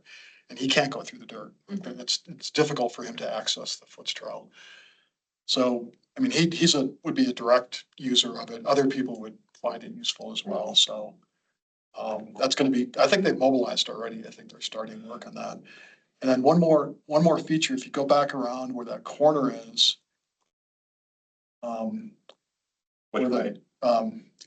Yeah, where you have it in the upper right-hand corner. Oh, here. Yeah, the trail goes underneath the tunnel. A sidewalk splits off and it looks like there's a sidewalk connection to the street. That's actually a drainage thing. It's not a sidewalk. But we're gonna add a curb ramp to that sidewalk where it ties back into the street. So you can, we, correct me if I'm wrong, Carlton, we couldn't find a way to widen that sidewalk easily. Mhm. To like a foot's width. This Before, I think we've looked at that before, I remember. We might have, yeah. So the sidewalk will stay, but we'll add a curb ramp. So if you're biking along Lynch, you can get off the street onto the Foots Trail without having to jump a curb or go through dirt. And there's more grade in there than this looks like. So just waiting until the sidewalk catches the street again was by far the easiest way.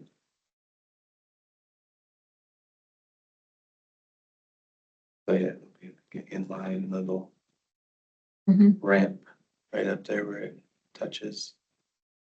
That's great. It's a little out of direction for some, but If you're coming down Lynch from that easy direction. for this kind of sneak in a few things while they're doing something else. Yes.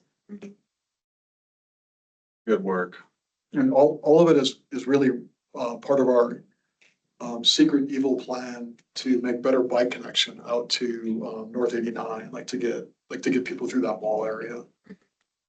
It's still tricky when you get, on Cummings and to connect out past the old school and things like that, but at least this part will be done. And the bike lanes now will be continuous along Lynch all the way to Caspar, that they're on Caspar, so that Wasn't provides that link. Wasn't one of those grants, was it the Forest Service grant that was gonna continue the Foots Trail? Yeah. So that part of that, you'll be able to get to that trail or from that trail onto this, if they're able to, if they get that grant, they're able to build that trail. That's great.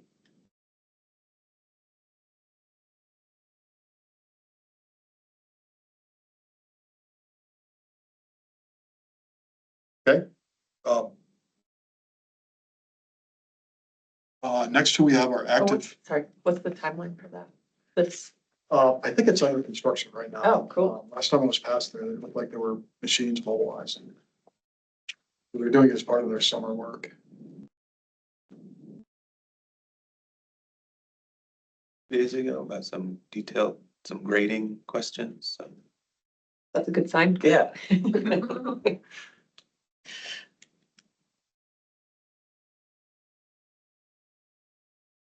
What's next? Grants, All right. Couple of updates. Transportation Alternatives Program, we applied for the Fort Valley Road mobility enhancements, which we got sign off on maybe 2 months ago, I think, from the BAC. And it's for or scoping, which could be to either 30 or hopefully 60%. The TA program is a little bit shaky, with its guidance, of sidewalk infill between along Fort Valley Road between Navajo and Sechrist, as well as a few crossing enhancements north of Sechrist. That was submitted, that goes through the state process, and ultimately to the State Transportation Board, to be voted on in their August meeting. So we should know in the fairly near term. In our last, I believe, yeah, this was in June, we talked about the Safe Streets for All. It's an ATMP amendment that would get us approximately $1 million in grant funding for concept plans of high priority projects outlined in the ATMP. That was also submitted with a letter of support from the BAC. And so now we're just kind of waiting to hear back. I would assume that it'll be sometime between October and December based on past experience with the Safe Streets for All program. Are there any questions on that one?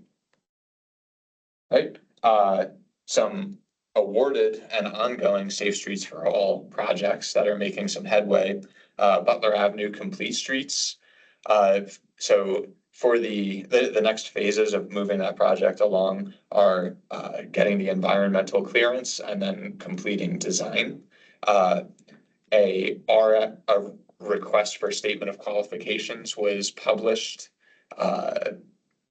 in May or June. Ultimately, that period is now closed and the submissions are being reviewed, and ultimately we'll pick a consulting firm to do the environmental and design within the next month, I would say, which is awesome. We're very excited about that, to really be starting to put some actual work together towards completing that project.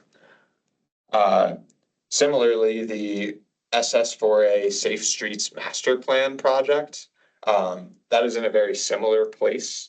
A request for proposals went out, and that period for submission closed yesterday.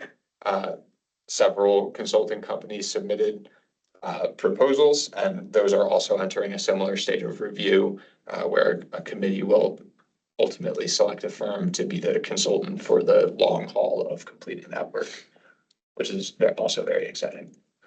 More than two. Not sure if we're allowed to talk about it necessarily, but several. Yeah, I don't know. The rules around it are funny, so it's better to just deflect, I think. Hold on. Go ahead. So your fingers. Let's get a number. Exactly. Other than that, and Carlton might have an update for your safe routes to school. Yeah, that one, we have our first kind of task specific meeting tomorrow, so we'll start talking about left turns out of Pine Cliff onto Forest. Options to make that possible, mostly just for buses. And then what we're doing in the whole northeast quadrant, Coconino High to Mount Eldon Middle School zone. So we've looked at the background data and the crashes, and I think we're gonna try to figure out what we start designing on from here. So that'll be tomorrow with the consultants. Some of them are coming in from out of town and everything, so it should be a big charrette style event. Give us a sense of like the range of projects that, like we talked about, or is it too early too many possibilities still? I think most people are leaning towards a full corridor rethink of Cedar all the way between West and Fourth. what that ends up being is work out the details. But better bike ped and crossing infrastructure generally. And how do we accomplish that? We don't know yet, but that seems to come back a few times. We've also found out that's connected to a beautification effort that team's doing, that economic vitality team is looking into doing. They were already looking at Cedar and Seventh, mostly in that area, so maybe we could team up and they could help us get a bigger parkway or furnishing strip and some fancier poles for hanging plants and extra room for this and that, art features, stuff like that. Other than asphalt. Yeah. That would be great. I feel like we've talked about Cedar before, and Cedar has a lot of bus stops and a lot of people trying to cross who just have to run. And it's not great on a bike either. But it's really bad for pedestrians. I've seen a lot of people nearly get hit on Cedar. That one comes up, I don't know. And then some spot improvements, the whole area, all the way down to Sixth near Killip. The Fourth Street, that crossing, the northern crossing on Fourth Street towards Cedar, had a lot of crash in there too, so maybe we can dig in and try and chase that. I like Pine Forest and the public library. It's just south of there.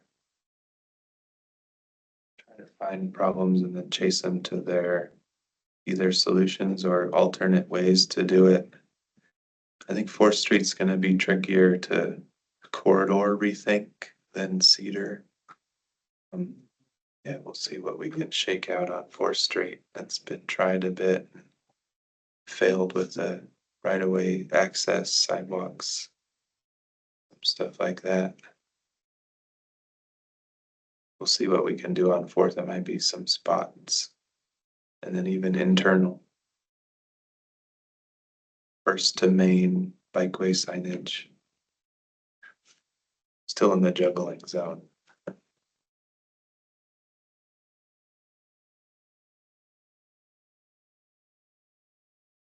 Okay, I think that's all we have. You want me to talk about the Transportation Commission? Yeah. Well, let's see what I can remember. Martin, you should help me, but my recollection is that one of the major topics was the CAP-LAS project that the city is doing, which is code analysis project. And then I've been racking my brains this whole meeting trying to remember what LAS stands for. Can anyone help me out? Land availability. Thank you. Something, housing, something. Land availability and suitability study. Okay. And code analysis project. Thank you. Yeah, I remember the code part. I forgot the land part. So thank you.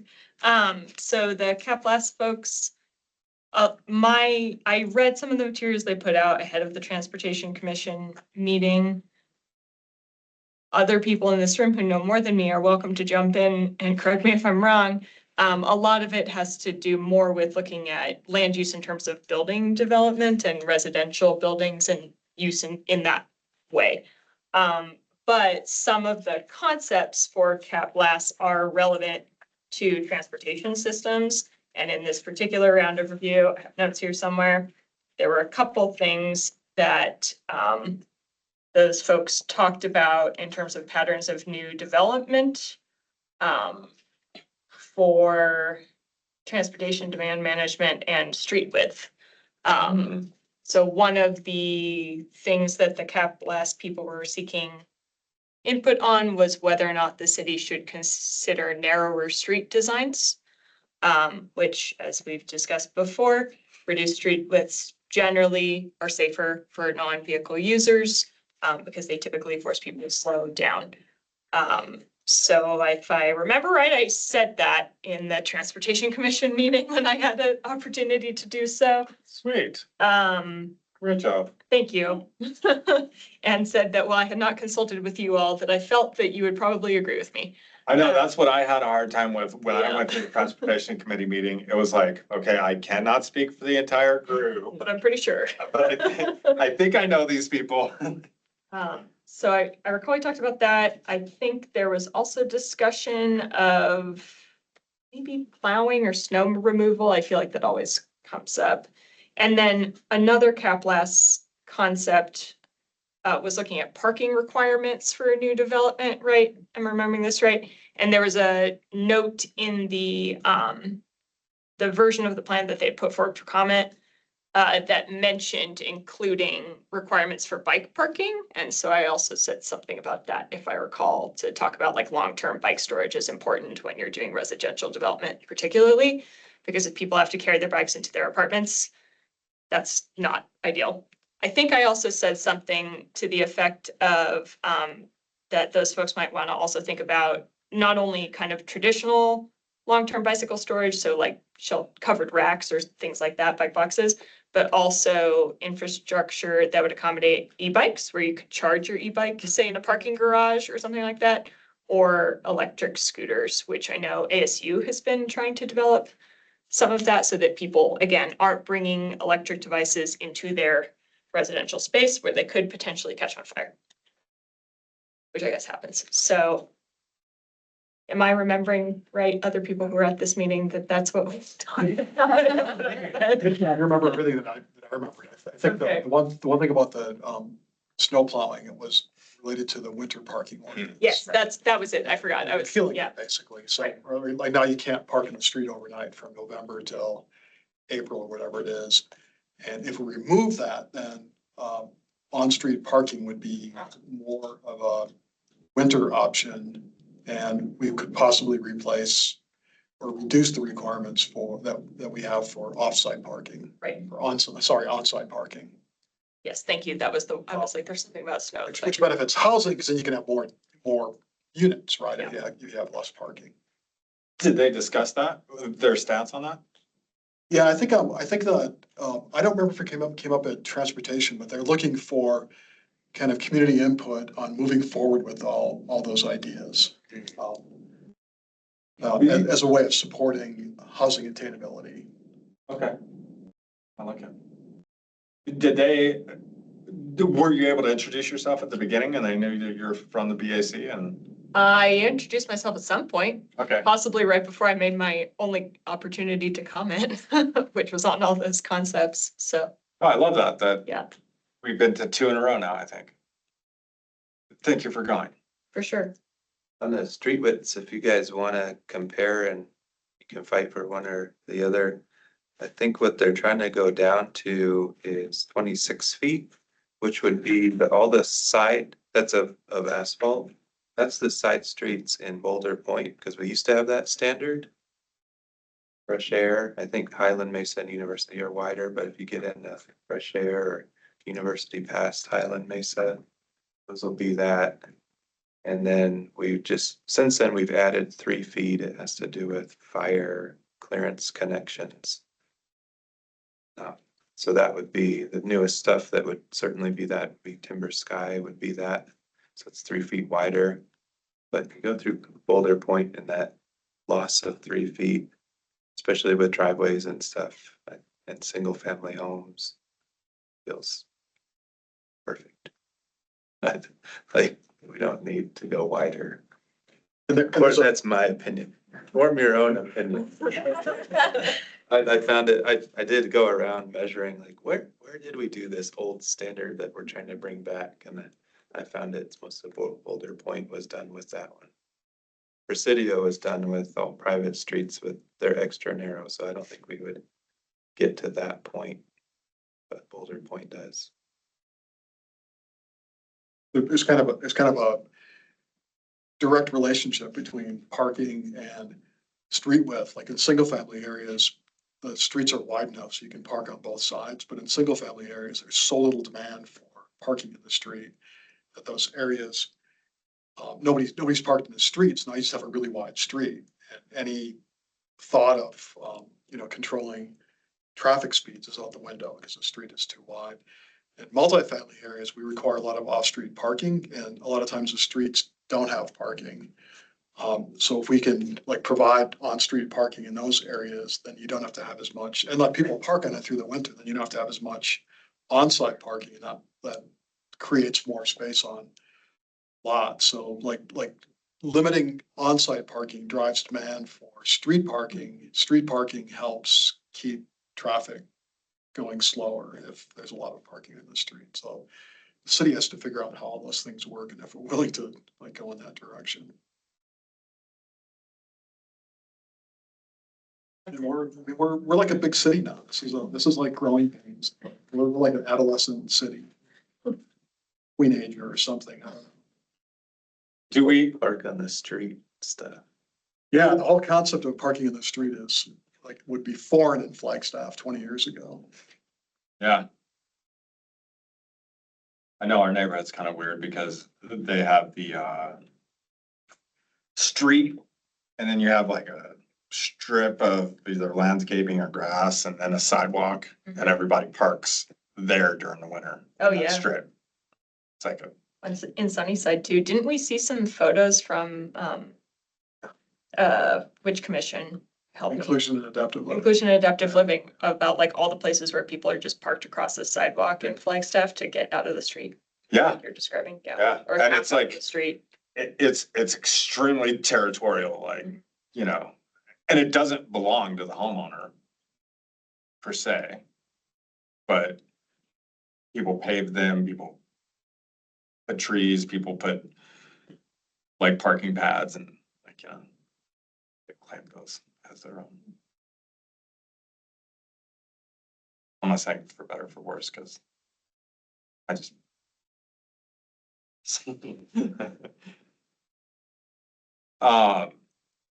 We don't, the transportation committee is every 2 months. So we don't have to pick a person unless we just want to pick Kai because he's not here. Well, there's one in August, right? Is So there? we do need to pick a person. Oh, we do. Last one was June. Which is why I forgot all the details, sorry. about that. I thought they were okay, so June and now August. Okay, I get it. Okay, so we, do we have a volunteer? Or do we want to reach out to Kai and see if he can do it, or? What's the date? I've done it and now Sam's done it. Right? It's right there. Yeah. So, you got it in There's a virtual option too. You know. there. Six is the one. Yeah. Did you go? No, I called in. I couldn't leave work in time, Okay. so. No. Lord's already in. I could do it. You can do it? Yeah. Thank you. I just need to remember. And I think it's at 4:30. It's at 4, that's fine. That's what's harder. I will volunteer for October. I'll plan on that. Excellent, thank you. And then how will I get the link for the virtual op?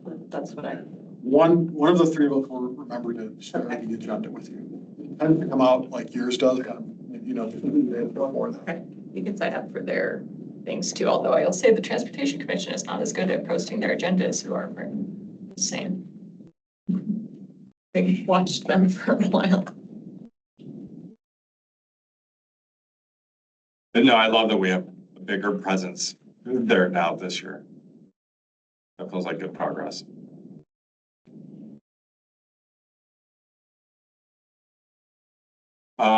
Anything else? Anybody else? Going once, going twice, on the meeting. Hey, Chris, who did the design for the landfill road? Was it the city? Thank you, guys. Thank you. Which one? City. Oh, city? calendars. It's, Where? last time I think Oh, you know, they had posted the link and I just emailed. It's 89. Have you been out there? What's his name? Jeff Bauman. It's like, hello. Really, I don't think that I've been out there. It's phenomenal right now. Really? It's designed. Get back to me real quick. You guys. Cool, no, I'll have to take a ride up that way. I really thought you had, Down in that direction. somewhere else. Oh, man. That's what. Janice, But- Sam. Oh, yeah. I'm not sure. Martin, do you? Yeah. They can reach it. What, 3-letter? Down. Oh. I got it. Which is short for something longer. I didn't, I didn't get it. What? Hey, you know our names. Yeah. Congratulations, Martin. It took me We're 14 learning our meetings, but I names. remember all your names now. That's actually pretty good. I appreciate the agendas have names on them. That's how I learn people's names. You're bragging. Setting them. So my 12-year-old can almost eat 2 of them. She's like, engineering firm was and design the- I don't, they use, Is that that way? they use millings on that. Really? Yeah, originally, it was, I thought they'd redone on sites. Yeah, so they didn't do like subgrade or nothing, it's. Oh. Oh, I don't know. Right. I think they surfaced it. My alignment looks completely fresh. It's really expensive. I mean, it looks like it's designed for higher speed, right? That's true. I got it. I mean, think about it, I mean, the city's called. Yep, I got it. Like I said, I did that a while ago. Cycle time, Yeah. use it the whole road, I mean, I had to be wear and tear on And it. that's the thing No, about. Now it's smooth and it's easy on the truck. No, that's interesting. We're gonna start That's just like a good example of a road. Now make sure that the setup.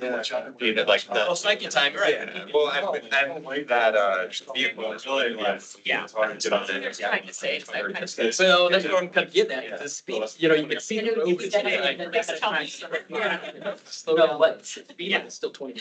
Technically, they're. One time, man, Which road So is it? still close to do 25, but the road is clearly engineered. to speed power go Yeah, around here. no, I do understand what you're saying, but now I feel like I don't know which road. Water. Yeah, I was- well, no, I was- Over saddle. Empty Um, myself. Completely.